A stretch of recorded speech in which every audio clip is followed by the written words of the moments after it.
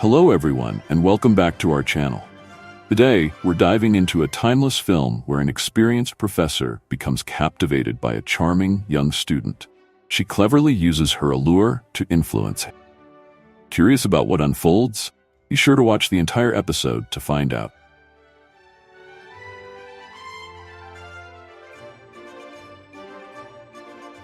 The movie kicks off by introducing us to Ted, our main protagonist, who once taught at a prestigious university. He mentions that the perks of teaching there were excellent, saying, "I made good money, which is why I stuck with the job." During that period, Ted was a well-known author and achieved great success with his debut book. However, in the past decade, he hasn't penned another work. In his class, students submitted stories that he was tasked with reviewing, and everyone was eager to share their highlighted feedback. Ted, however, had grown weary of teaching and found little joy in explaining concepts. Enter Angela, a new character in Ted's class and our other main protagonist. Ted was intrigued by the unusual conclusion of her story. The narrative hinted at the idea that when someone is in a dire situation, they might make questionable decisions. After class, Angela approached Ted, expressing her desire to speak with him further. Ted invited her to visit his office the following day. Later that day, Ted visited his wife at the hospital. They had been married for many years and were still deeply in love. He tried to engage with her playfully, but she declined. That evening, there was a meeting at his college where Ted delivered a lecture on the topic of harassment. In the quiet hours of the night, Ted found himself dreaming about his daughter. Upon waking, he shared with his wife, "I had a dream where our daughter forgave me. We were driving together, and then, all of a sudden, we were in an accident." Ted had often been absent during his daughter's upbringing, which left her feeling deeply hurt and resentful towards him. Ted was running a bit late to college today, prompting a call from Angela. Ted hurriedly made his way to the office. While waiting outside, Angela was engrossed in a book. Ted approached and asked, "What do you like to read?" Angela replied, "I'm reading a romantic story." Though it was her favorite book, she preferred Ted's work even more. Ted's first book had delved into the loss of his father, and Angela, who had also lost her father at a young age, found solace in his words. She said, "Your book helped me understand that it's possible to move beyond such a traumatic experience." Ted was planning to write a similar story in his upcoming book. Angela then mentioned, "I'm also trying to write a novel these days." Ted offered, "If you'd like, I can review it for you." Angela hesitated, saying, "I don't think my writing is very good." Ted reassured her, "Every first-time writer feels that way. Don't let it worry you too much." Ted returned to working on his book that day, writing extensively only to delete most of it. He also received a message from his editor, reminding him, "You were supposed to give me a draft 3 months ago, but I still haven't received anything." The editor was putting pressure on him to deliver a new book. Feeling uninspired, Ted decided to read Angela's manuscript instead and found it surprisingly captivating. The title of her book was intriguing, Egg. The following day, after class, Angela approached Ted. She asked, "Didn't you like my writing? You didn't say anything in class." Ted replied, "Your writing is fantastic." At that moment, another teacher and Ted's friend, Magda, joined them as they were planning to hang out together. Before leaving, Ted encouraged Angela to keep writing as she had been. Angela inquired, "Should I bring this up in class?" But Ted advised, "Very unique. You shouldn't seek opinions about it just yet." During a casual conversation, Magda mentions to Ted that today's students will write just about anything.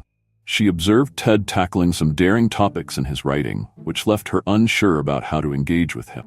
Ted explains, "I throw in some technical jargon, so I don't have to elaborate much." Magda also noticed Angela interacting with Ted. Magda commented, "Angela is quite peculiar. The piece she wrote for me was extremely bold. It told the story of a woman whose father developed inappropriate feelings for her." Angela later expressed a desire to donate her book to the library, and although we couldn't refuse her offer, we wondered who would actually read it.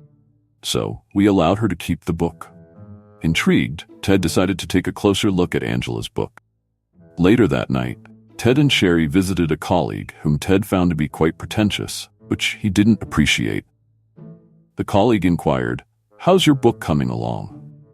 Ted remarked that writing is in a good place nowadays.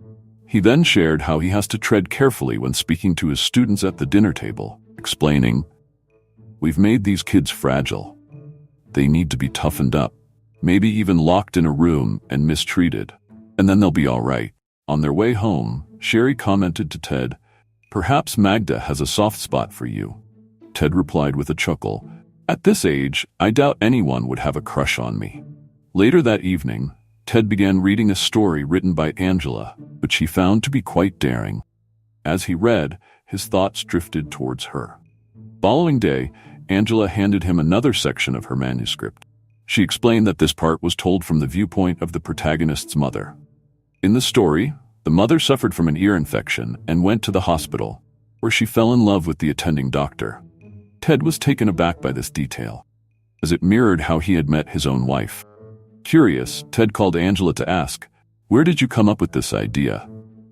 Angela explained that it was inspired by the experiences of her friend's parents.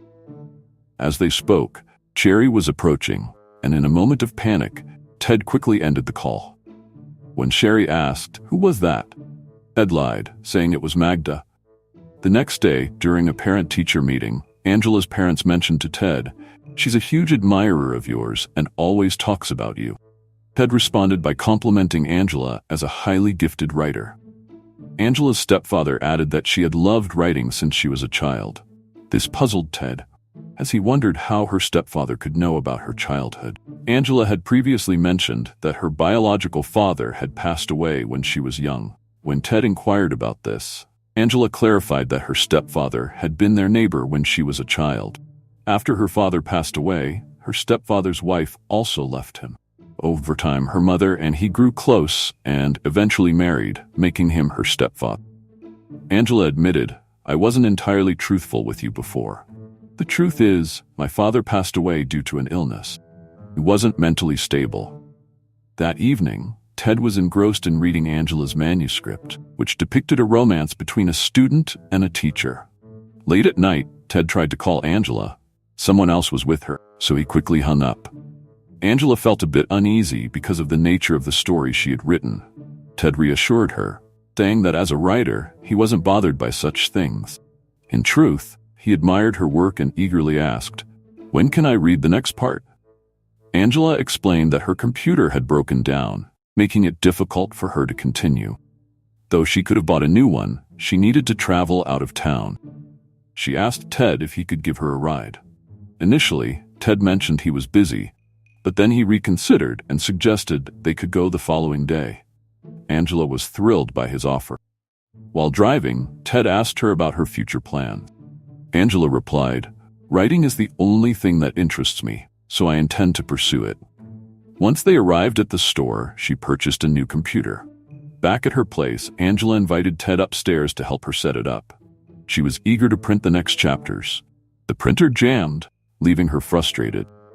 Ted offered his support, and in an unexpected moment, they began playing around, leading to an intimate encounter. However, Ted suddenly felt a discomfort in his teeth and abruptly stopped. He repeatedly emphasized that no one should find out about what had happened. Angela reassured him, saying, "I won't tell anyone, otherwise we could both be expelled from school." He felt an overwhelming sense of guilt as he returned home. Sherry had been so attentive, caring for him because of his aching tooth. She was even preparing special meals for him, but his mind was occupied entirely with thoughts of Angela. Following day, when the class was discussing a story, Angela disliked a particular girl's narrative and openly criticized her.